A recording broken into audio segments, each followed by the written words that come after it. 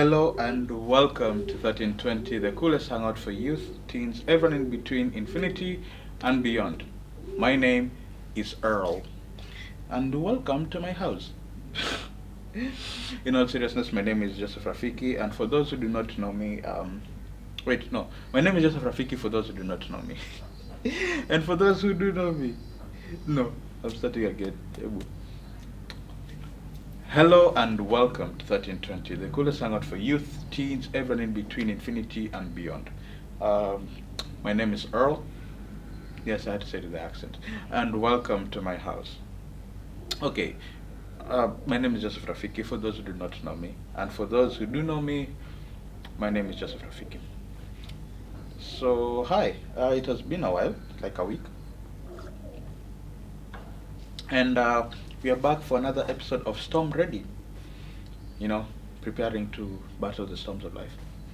Building to survive the storms of life. That is the one. Anyway, today we are talking about something very important, right? Something beyond ourselves. I know we started the whole beyond ourselves thing last few episodes, where you can watch right here or somewhere in the playlist. The last few episodes we were talking about being there for others, right? Giving to others. And today we are going to be talking about finishing strong and leaving a legacy. That is basically the premise of today's episode.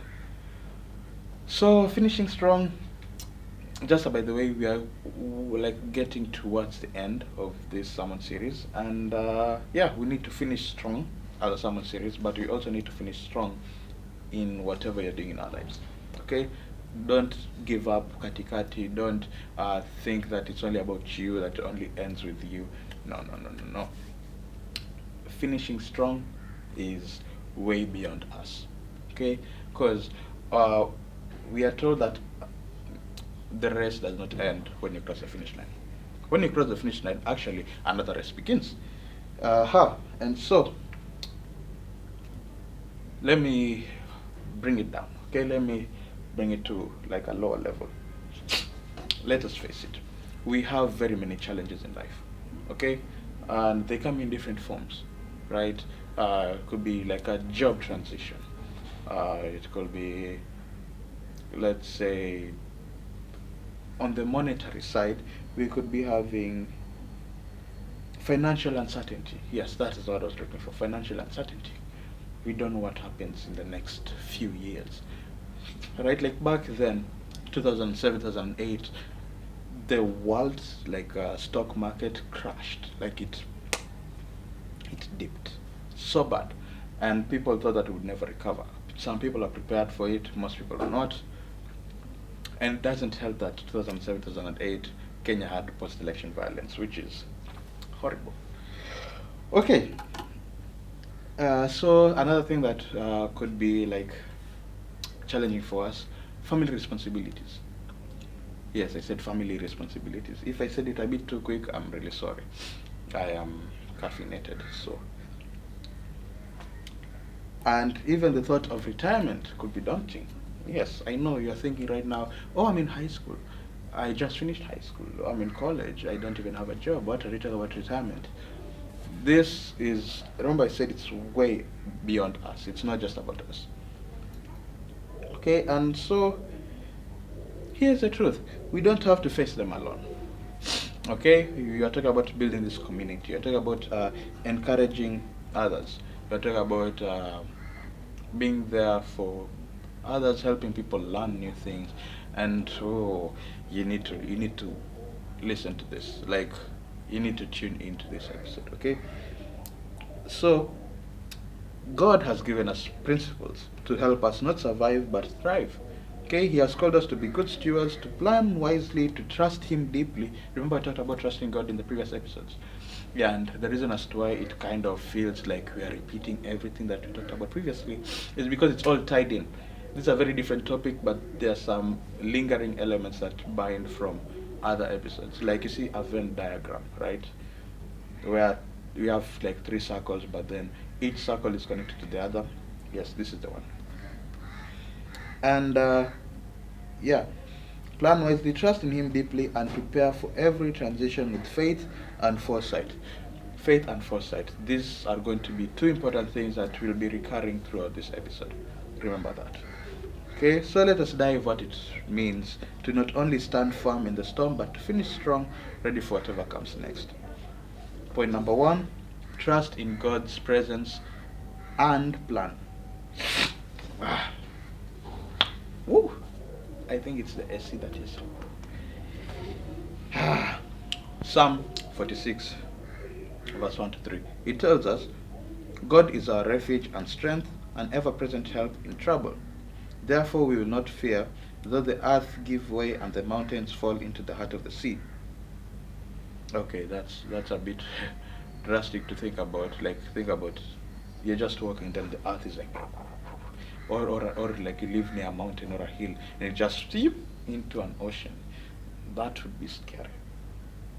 But God is with us regardless. Okay, even in that situation that might not make sense to you, God is with you. And so, even in the most daunting storms, we can stand firm because we know God is with us. He's our refuge and strength, and He is already in our future preparing the way for us. I'm going to give an example that might not even be here, but it is very, how do I put this? It is very applicable in this situation. You remember back then, when I say back then, I mean like in the Bible, when Jesus and His disciples were on a boat in the sea, then these storms like were very rough and they were crashing all over, right? And the disciples were panicking. They were losing their minds. They were like, oh my goodness, what are we going to do now? Are we going to sink here? Are we going to die? Where's Jesus? Jesus is right there sleeping, just chilling. First of all, because it's God. Secondly, it's because He knows that even through these storms, trusting is the most important thing, right? And what He told them is, ye of little faith, right? So if they trusted in Him just one bit, they would have been okay. That's all, because what they saw wasn't what Jesus was seeing. If they would have trusted in God's plan, if they would have trusted in Jesus, everything would have been okay. Because all Jesus had to do was just, hey, like, stop right now. Stop. I'm telling you, my friending, stop. I don't know why I gave Jesus an Indian accent, but still. Nah, it's not even here. Anyway, we are going to talk about somebody else in this same situation. Somebody who trusted in God. Let's talk about my namesake, Joseph, the Prada model, the one in the coat of many colors. Yes. So when he was in Egypt, God gave Pharaoh a dream, and Joseph was the one who could interpret that dream, and it gave him station, first of all. But it also showed that Joseph's trust in God is actually a very foolproof way to survive, and not just survive, to thrive. Because what did he do?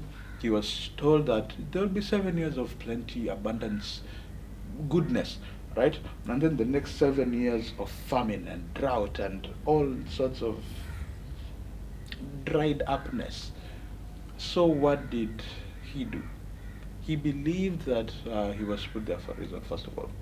Okay? And he didn't panic. He planned. He was like, okay, so we have 7 good years and 7 not so good years. So what are we going to do in these 7 years?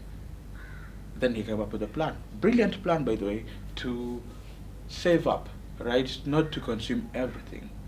And so that when the 7 years of famine come, they would have a lot more than anyone would ever need, okay? Because it's a whole nation. It's not just that it's somebody's farm, just one person. No, it's a whole nation. A whole nation's worth of produce for 7 years. That is subarashi. And so he knew that God was in control. For those people who want to read this, it's in Genesis 41, 33, 36. So he understood that God was in control, and the key to facing the future uncertainty was trusting God's plan and preparing wisely. Okay? Number 2, we have three things that we need to understand. So, number 2, finishing strong. Okay, it's preparing for the future with intentionality. I'm just going to tell you right now, I'm just going to prefix this. we are going to lead. We are going to lead. My bad. We are going to read a lot from Proverbs. Okay, I'm just telling you right now, because this brother Solomon was cooking. When he wrote Proverbs, he was cooking. When he wrote Ecclesiastes, hey, he was cooking even more. For those people who have not read Ecclesiastes, I can't believe I have to tell you this. Ecclesiastes is such an underrated book in the Bible. I'm telling you right now. Because a lot of people, okay, for Ecclesiastes, they only think, oh, there's a time for everything. Yeah, that one. That's not the only verse that's in that book. Go and read it. Just take your time and read it. So, Proverbs 13:22. It says, a good person leaves an inheritance for their children's children. Okay? So, finishing strong is thinking way beyond us. Because if we finish strong and it ends with us, I'm looking at you, Black Lively. If we finish strong and it ends with us, we would not really have finished strong. We would have just finished and that's it. Finishing strong is something that people would remember, right? And how would people remember if they are not impacted by what we do? Okay? So it means planning for tomorrow. It's about ensuring that when our time comes, we've not only taken care of our needs, but also prepared to bless the next generation. And I know, again, you might think, I'm in high school, I am 16, I am 20, I am 23. I'm too young to be thinking about the next generation. In 5 to 10 years, you'd probably not be that young. Okay, for those people who'd be, let's say, for example, who are 23 right now, you'd be 33, you'd probably have a family and kids, something like that. You'd need to think way, way, way beyond yourself. And the good thing is that you're getting this message early than some people who are already in their 30s or 40s. Okay, so if you start now, things will be a lot easier for you then. And so, finishing strong financially involves practical steps, building an emergency fund, saving for retirement, and planning for life transitions. And God doesn't want us to live with a sense of dread for the future, because that's what most people think. If you ask somebody what are your plans like 5 years from now, three answers: either I don't know, or it could be good, it could be bad, who knows. And number three is the one who's prepared themselves and be like, oh, in 5 years I'll be this and this and this and this. Okay?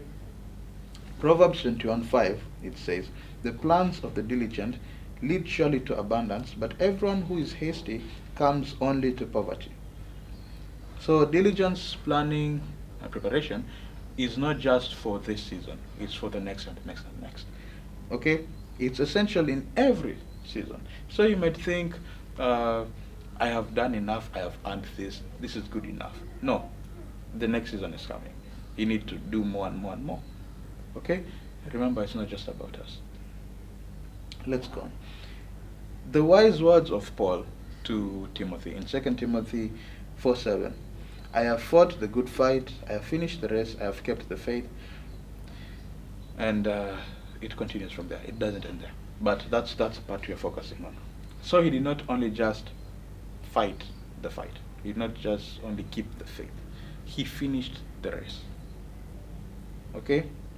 And by finishing the race, he passed this knowledge on to Timothy. Okay? Same thing with Elijah, Elisha. Get what I'm saying? So God wants us to do the same, both spiritually and financially. He wants us to run our race with wisdom, knowing that we are preparing for something greater. Number 3, leaving a legacy. The second part of this episode. So invest in what truly matters. Okay? Proverbs 13:22. It says it's not just about money. Okay? It's the part where I talk about leaving something for our children's children. So it's not just about money. Because a lot of people think that leaving a legacy, oh, it's wealth, it's cars, it's money, it's land, it's property. No. It's not about all that. What do you want your life to say after you're gone? Okay? Are you storing up treasures in heaven, or are you just trying to accumulate more on earth? Because if you store up things in heaven by, let's say, doing what God has called you to do, you might impact someone's life, and that person may say, oh, I listened to this person's advice and now I am able to do this. or this person helped me from a dark place. Just that is already a legacy, because you are remembered for something that you did. Okay, it's not like, yes, that guy was very rich. End of story. That doesn't really matter, because how many rich people were there? Rich people are there, and how many will be there? But how many rich people impacted someone's life in a good way? Okay. And I'm not just saying this because you're talking about money, so I'm like 100% you have to be rich. You don't have to be a billionaire.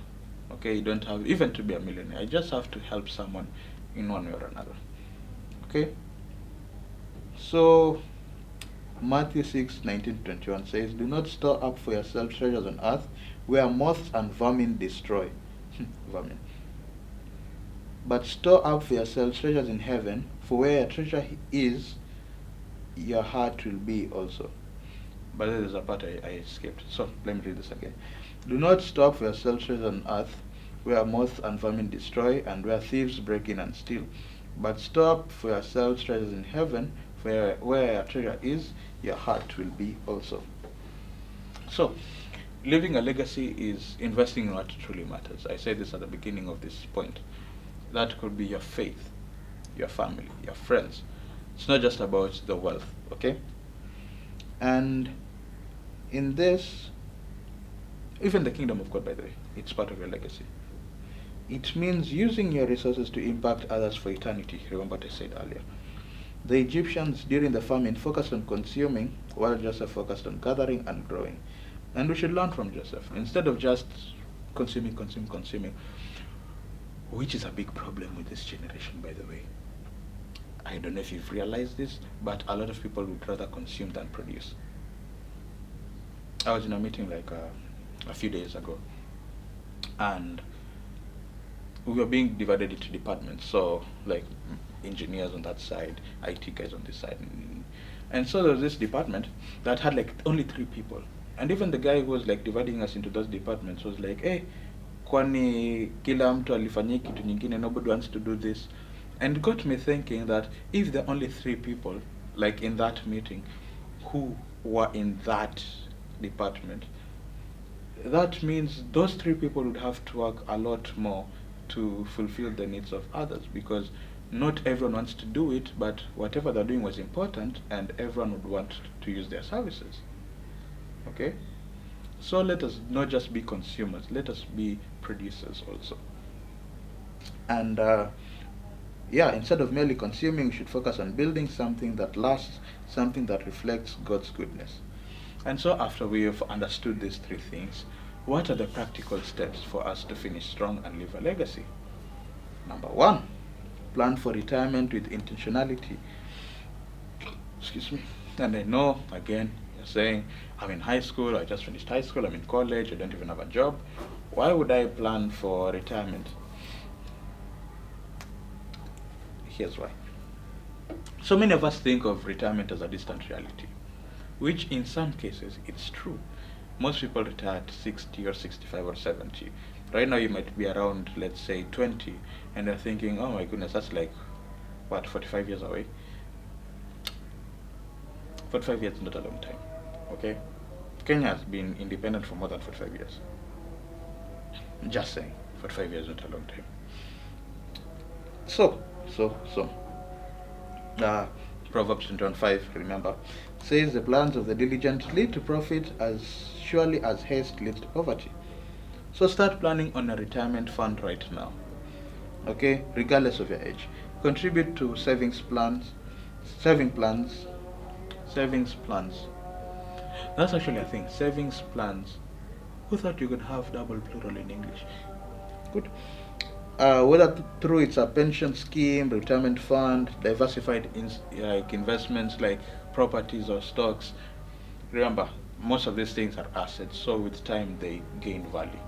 Okay, so if we invest early, who knows 5 to 10 years what we might be having? Who knows how much it might cost them? Anywho, think of retirement as a season where you can continue to serve God with freedom and purpose, not as a time you merely survive. But there's a lot of people, I'm telling you right now, there's a lot of people who would work, right? live their best lives during their employment years. And the time when they retire, they become, how do I say this? They like wither away. Like the strength goes, they have nothing to do. They are just there. They had all the resources, they had everything, but then they can't really continue living the way they are living past their retirement. And so we should focus on having a lot more even after we retire. Okay? And planning now ensures you have the resources to live comfortably, generously, and in alignment with God's calling. Number two, invest in your health. This is very important. And I'm not just talking about, working out, having big muscles, six-pack abs, for the ladies, making sure your waist is snatched. No, no, no, no. Your health is more than that, because you could be fit physically, like you look good, but then there's a disease like inside that even your exterior look cannot really help with. Okay, and so how do we curb this? Not really curb, but how do we prepare for this? Here's a holistic approach. Given that your health is a precious gift from God and crucial to invest in it intentionally, have something like a medical insurance. But before that, let us read from 1 Timothy 4:8, which says, "For physical training is of some value, but godliness has value of all things, for all things, holding promise for both the present life and the life to come." So it's not just about the medical insurance that I mentioned earlier, although that's vital. Medical emergencies can be a significant financial burden without proper coverage. Okay, which is very true, right? If something just happens out of the blues and you're not prepared for it, you could be stressed, right? You could think, how will I even cover this? I didn't know this was going to happen. How am I even going to do this? And so you need to make sure that you have a plan that suits your needs and protects you from unexpected expenses. But investing in your health goes beyond insurance, right? It includes daily habits such as eating well, exercising regularly, and addressing any health concerns early. Making choices today that promote longevity and vitality, allowing you to serve God and others more effectively in the years to come. Again, not that when you retire or like when you're up there in age, you just shrivel away and become weak and helpless. No. You need to keep that vigor, keep it going. Number three, protect your loved ones with life insurance. I know all of this sounds like grown-up stuff, right? Like, yo, I'm in high school. What are you talking about life insurance? How? Oh, I don't really need this now, do I? But at some point you will. So starting right now, make sure that at that point you will be ready. Okay?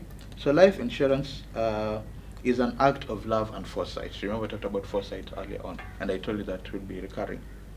Here we go. So it's not just a policy, it's a safeguard for your family's future. Proverbs, again I told you, but that's all I was cooking. Proverbs 27:12 says, "The prudent see danger and take refuge, but the simple keep going and pay the penalty." So life insurance ensures that if anything happens to you, your family member, you or your loved ones, okay, you're not left in distress, you're not left in turmoil. Okay, for example, if you're the primary earner in your family, life insurance can provide mortgage payments, school fees, daily living expenses, or even debts that may remain. Okay, consider it a necessary part of your financial plan, especially if you have people depending on you. So it provides peace of mind knowing that those you care about will be protected and supported in your absence. God forbid it happens. Okay, but at some point it will. We have a limited time on earth. No one is going to live forever.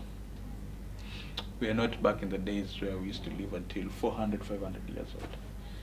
I usually have a question.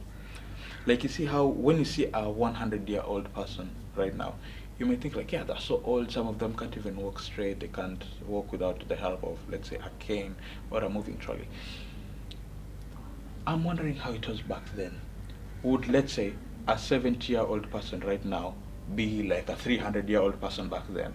Like if you turn 300, you look what our equivalent of 70 looked like. I'm trying to imagine if that's it. Because that would be interesting, right? Because there are people who live 400, 500, 600 years. It, it's insane. It's mad. Then as time went on, the age thing caught up with us, and right now we are where we are. Number 4, leave a legacy of wisdom. Okay? Share your story. As I said earlier, it's not just about the properties and the wealth and everything like that. No. It's what people learn from you. It's what people get from you, and not just physically, like material things. No. You remember when I said about when I talked about you being gone and somebody being like, oh, I learned this and this from this person that helped me do this. That type of situation. So sharing a story, it could be in any way, shape, or form. You could write a book. Okay, you have experienced something that most people will go through at some point, and you came through it victorious. Write a book. And I'm not telling you everybody to write a book. No. You could write a book. You could write a blog about it. Bloggers are the next authors, basically, because given that more and more people spend their time online, if they need a problem, they just Google it. And if they find a solution and you're the one giving it, you've already helped someone. And if you keep on giving sound advice each and every single time, you'll find these people coming back over and over and over and over, and you'll be impacting someone's life wherever they might be. Okay? You could even make like a video series or a podcast. Okay? It's all about sharing. And where we're going to read this from? Proverbs 4:7. Wisdom is the principal thing, therefore get wisdom, and with all thy getting, get understanding. Okay? So, you should challenge ourselves to pass on what you've learned. I've already given you several methods of doing that. And we should understand that these people that look up to us, and right now you might be thinking, nobody looks up to me, I look up to people. You see, the same way you look up to someone, somebody else will look up to you at some point in time. Okay? And these people who look up to us would want the best for, let's say, their lives, right? And if we give people what we've learned from our lives, and it's applicable to theirs, they'd understand that, oh, this is a normal thing, this happens, and I can overcome it. You've already given someone that strength to push on. You've already given someone that hope that things would become better in like in that short period of time, in that period of time that you took to overcome it. Okay, good. So, by doing so, you ensure that your wisdom continues to influence, inspire, and guide long after you're gone. Okay? As I said, it's not just about us. It doesn't really stop where we stop. Future generations. Last point, Proverbs 13:22. Talked about this earlier already, 10 or twice. A good man leaves an inheritance for his children's children. And this last point is, prepare for future transitions with a will and estate plan. Again, you might be saying, I'm too young to be thinking about a will. I am too broke to be thinking about an estate plan. That might be true, but not for long. That's all I'm going to say. So, this goes beyond material wealth, by the way. Take this time to draft a will that clearly outlines how your assets should be managed and distributed according to your values and priorities. An estate plan ensures that what God has blessed you with contributes to be used for His purposes, even when you're not there. Think of your estate plan as part of your spiritual legacy, a way to continue supporting the work of the kingdom, caring for your loved ones, and influencing future generations. Remember, it goes beyond us.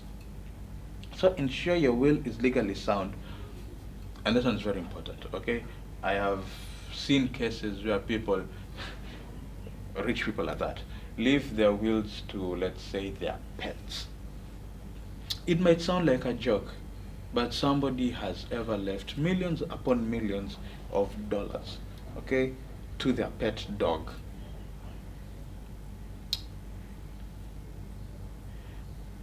It doesn't help much, does it really? But make sure your will is legally sound, updated regularly, and reflects your heart for God and your family. And so that's it. That's basically it. So let us remember we're doing this as a church. So let us come together. Let us encourage one another, right? Teach each other the things that we have learned, the things that we know and they might not know. Let us make sure that whatever we know doesn't really stop where we stop, that it continues for future generations.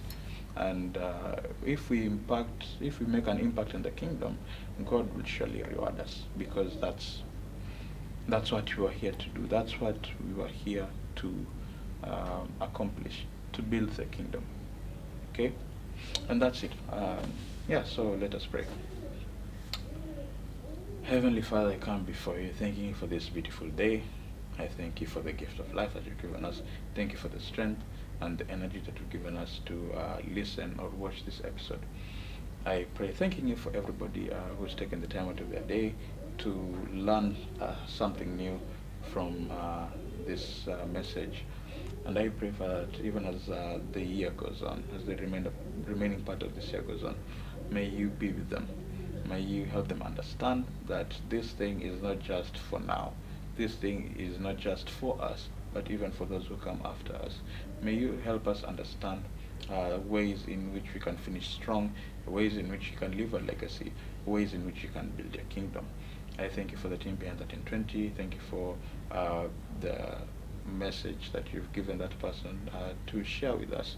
I thank you for the one who edits this video. I thank you, Father, even for everybody behind the 1320 crew. I pray that you may bless them, that you may give them strength to keep on doing this for your people. And even as we go into the next week, Father, may whatever we have learned here today keep on growing in us, keep on manifesting that through us, King of Glory. I thank you and I worship you. In just name I pray, trusting and believing. Amen. Yeah, so that's it from me. I shall see you next time.